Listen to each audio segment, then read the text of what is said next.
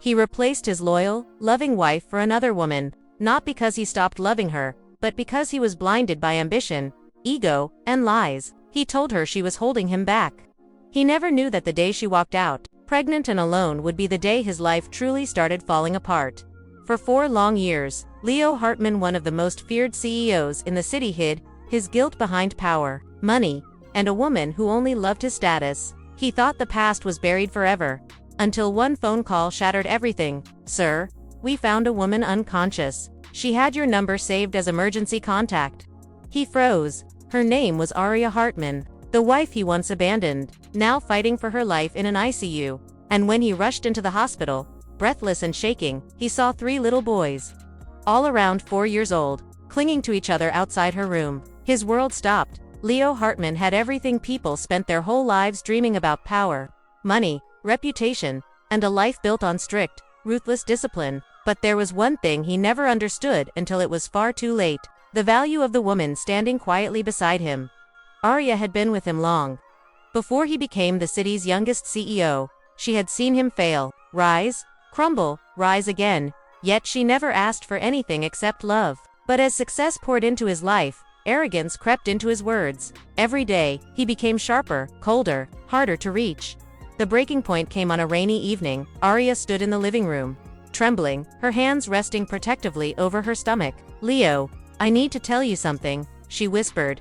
He didn't even look up from the glowing laptop screen. Deals, numbers, profits, those were what he cared about now. "Aria, I'm busy. Can't this wait?" Her voice cracked. "I'm pregnant."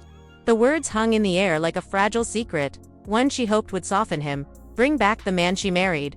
But instead, Leo laughed, cold, irritated, dismissive. "Pregnant? Aria, we talked about this. I told you I'm not ready for kids." She swallowed the lump in her throat. "I know. But it happened. And I want this baby." He shut the laptop and finally looked at her, but there was no warmth in his eyes, only annoyance. "You know what your problem is. You're useless when it comes to understanding my life. I'm building something huge, and you're out here throwing a baby into the middle of it." Her heart cracked open at his words. "Leo, it's our baby, not a distraction." He stood up, towering over her. "Aria, you're holding me back. You always have. And now this is just another burden." A tear slipped down her cheek, but he didn't stop. In fact, he whispered, "I think you should leave. Go stay somewhere else. I can't handle your emotional drama and a pregnancy right now." Her hand flew to her chest. "Leave, while pregnant, alone, with nowhere to go. Leo, you don't mean that." "I do. And don't make this harder." His voice was final, cruel. "Just go." She walked out with a shaking breath, clutching her stomach, the echo of his rejection crushing her soul. She didn't take anything except a small bag and the baby's first ultrasound picture. Leo watched her from the window but didn't stop her, not even once. Days passed, then weeks, then months. Aria never contacted him, and he never tried to find her. Pride chained his heart, whispering that he had done the right thing. He convinced himself she would slow him down, ruin his empire, drain his focus. He never knew she carried not 1 child, but 3. 4 years changed Aria completely. Life made her stronger, braver, softer in all the right ways. She worked endlessly, protected her boys, and built a peaceful little life far from the cruelty she endured. Her sons Liam, Noah, and Aiden were her entire world. They grew up with her smile, her warmth, even her stubborn strength. Leo, on the other hand, found that success without peace tasted bitter. The woman he replaced Aria with, a glamorous model named Selena, cared only for his wealth. Their relationship spiraled into arguments, distance, and finally, a cold breakup that left him lonelier than ever. He pretended he didn't care. But every quiet night reminded him of Aria's soft laughter and the home they once shared. But destiny waits for no one. On a dull Thursday evening, as Leo walked out of a conference meeting, his phone buzzed. Unknown number. He almost ignored it, but something urged him to pick it up. "Hello, is this Leo Hartman?" a nurse asked, urgently. Double quotes. "Yes. Who is this?" "You're listed as emergency contact for a patient named Aria Hartman. She was found unconscious after an accident. She's in critical condition." His breath vanished. His heartbeat stumbled. "What?" His voice cracked after years. "Aria." "Yes, sir. She's in the ICU. Please come quickly." He hung up and ran. He didn't wait for his driver, didn't grab a jacket, didn't care about anything except reaching her. For the first time in years, he was terrified. The hospital corridors were cold and buzzing with alarms. His shoes echoed loudly as he sprinted toward the ICU ward. Every second felt like a punch to his chest. When he turned the corner, he froze. 3 little boys about 4 years old sat on the waiting bench outside ICU. 2 of them held each other's hands tightly. The smallest one hugged a stuffed bear, tears shining in his big eyes. Leo's feet refused to move. Something inside him cracked painfully. One of the boys looked up at him, same brown eyes Leo saw in the mirror every morning, same jawline, same eyebrows. His world tilted. His voice came out as a whisper. "Who are they?" The nurse looked at him softly. "They're Arya's sons." His chest tightened. "Sons, as in, all 3. She nodded gently. "Yes, sir, and by the looks of it, they're yours." Leo stumbled back as if someone punched him. His vision blurred with a mix of shock, regret, and a guilt so heavy it nearly crushed him. He wanted to breathe, but the air refused to move into his lungs. For years, 3 sons, a woman he abandoned, a mistake that now stood in front of him in the form of 3 scared little boys who had no idea who he was. And behind the ICU doors, Arya fought for her life. Leo pressed a trembling hand to the wall, struggling to stay upright. For the first time in his life, he didn't feel powerful. He didn't feel like a CEO. He didn't feel like a man in control. He felt like a monster. His voice cracked as he whispered, "What have I done?" The boys stared at him with innocent confusion, unaware that the man shaking in front of them was the father they never met. And in that moment, Leo finally realized what truly mattered.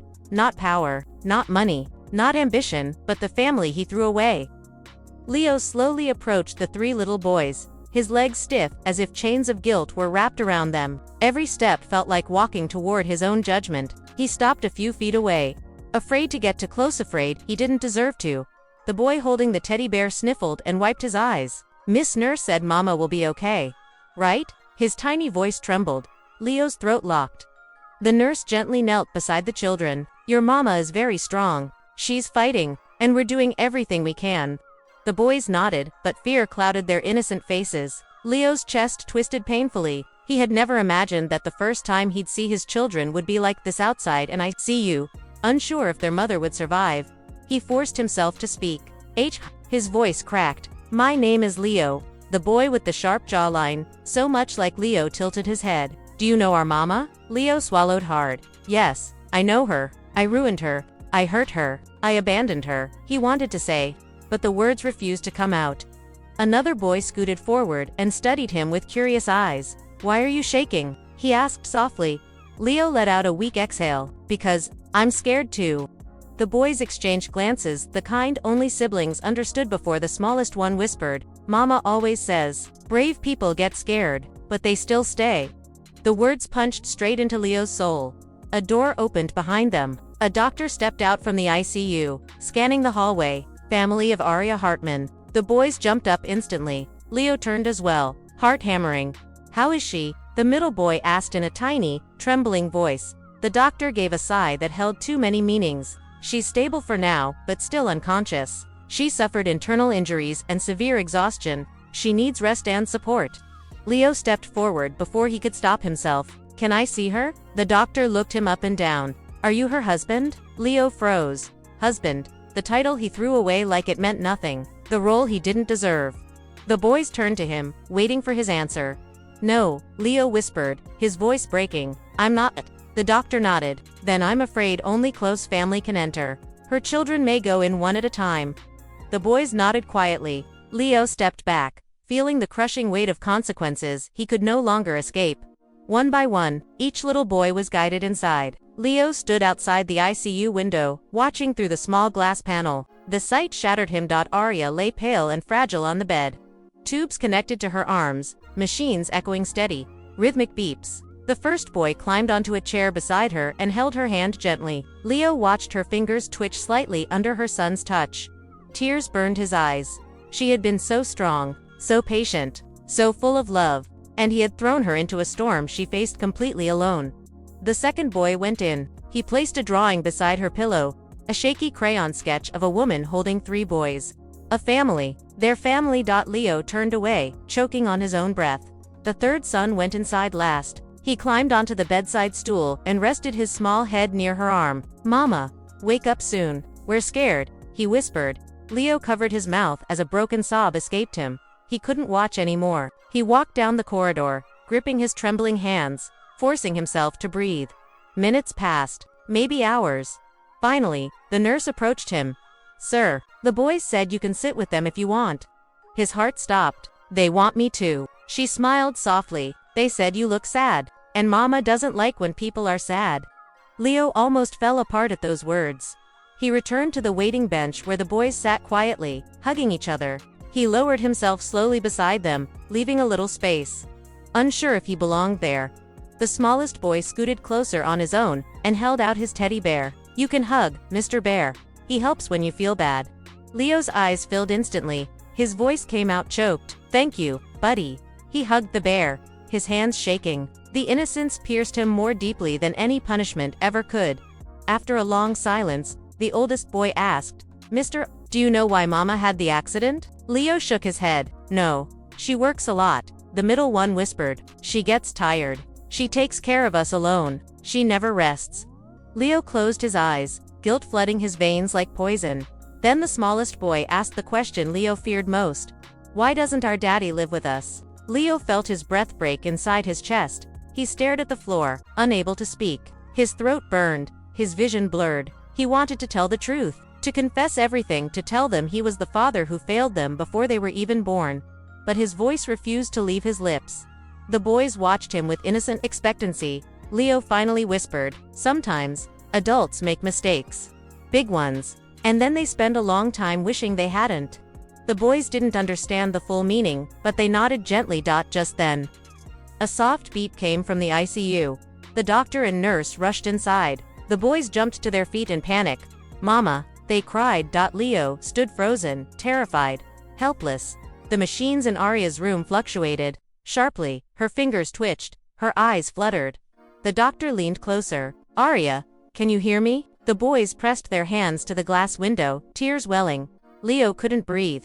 Then slowly, painfully, Arya opened her eyes. She blinked weakly at the bright lights, disoriented, fragile. Her lips parted as she whispered one word, "Boys." They burst into relieved sobs.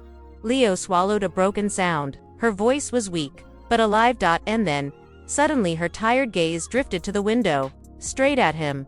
Her eyes widened. Shock, recognition, pain, questions. He didn't deserve to answer. She stared at him with the full weight of 4 years. 4 years of abandonment, struggle, loneliness, and strength she had to build alone.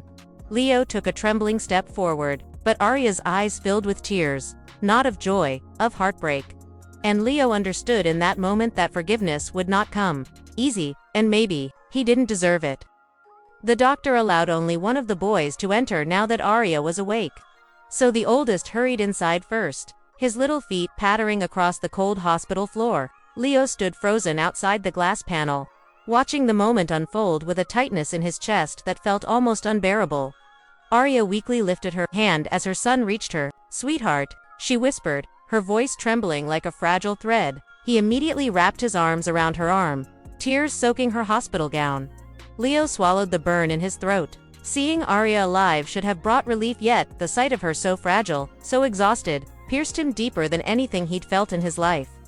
The second boy went inside next, placing a kiss on her cheek and whispering something that made her eyes close in pain. The third, the smallest, climbed onto her lap carefully and pressed his forehead to hers. Arya looked at him with every ounce of strength left in her, brushing her thumb across his cheek. Leo felt himself shatter. These boys, her little miracles, children he never held, never named, never welcomed, all because he believed another woman's lies and chose pride over the woman who stood by him through everything. The nurse guided the boys back outside after a few minutes. They returned to the hallway, clinging to each other. The smallest one tugged softly at Leo's sleeve. "Mama wants to see you," he said. Leo froze. His heart stuttered.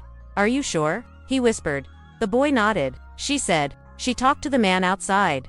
Leo inhaled shakily. It wasn't forgiveness. It wasn't acceptance. It was a conversation she deserved to have, and one he feared. The doctor cracked the door open and gestured him inside. Leo stepped in slowly, afraid to disturb the fragile air around her. Machines beeped steadily, tubes ran along her arms, and the scent of antiseptic stung his senses. Arya's eyes tracked him immediately. He stopped at the foot of her bed, unable to move closer. Her stare was sharp, tired, full of questions he didn't know how to answer. "You're alive," Leo whispered, his voice hoarse. Arya blinked, her lashes trembling with pain, physical and emotional. "That surprises you," she rasped. The tone cut like glass. He deserved it. He tried to meet her gaze, but the shame was too heavy. "I didn't know you were struggling. I didn't know you had children." "They're your children too," she replied quietly, but the softness only made the wound deeper. Leo's knees weakened. He held the edge of a chair for support. "Arya, I didn't know. I swear, if I had known," she cut him off with a fragile but furious whisper. "If you had known what? That the woman you threw me away for lied to you? That I was pregnant when you kicked me out? That I begged you to listen, and you chose not to?" Leo flinched as if struck. "I was scared," he whispered. "I wasn't ready. And I was." Her voice cracked. "I had no choice, Leo. You left me with nothing. No home, no support, no one to turn to." He squeezed his eyes shut as guilt surged through him like a crashing wave. I know I failed you."